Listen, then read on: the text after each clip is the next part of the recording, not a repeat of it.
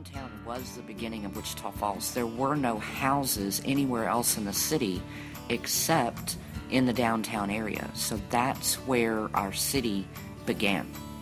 This was the main hub of downtown. Wichita Theaters on Indiana, beyond the library.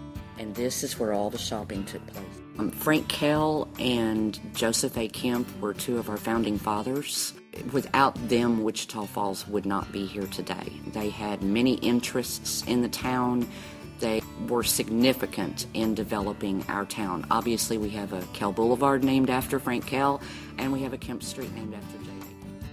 The First Baptist Church was one of the first churches here in town, and it was actually located on Indiana Street.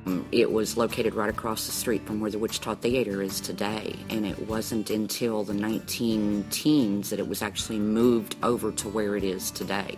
There's a lot of people here in town who were born at the General Hospital.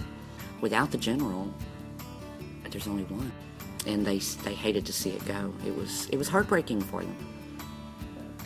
The Littlest Skyscraper was a scam back in the late 1900s. J.D. McMahon decided to build the skyscraper and sell stock in it. But what he didn't tell his investors was that the scale of the blueprint was in inches instead of feet. So it made it sound like it was this huge skyscraper, when in reality it was just a little 4-story building. Once he made about $200,000, he took off from Wichita Falls, never to be seen again. The original Zales jewelry store at the corner of 8th and Ohio was the very first Zales jewelry store in the world. And it is now being refurbished by Downtown Proud, who's going to piece it out and rent out different spaces in it. So it actually is going to be restored and will always be remembered as the first Zales jewelry store. The Hamilton Building is one of our old buildings, and the interesting thing about the Hamilton Building is its architecture.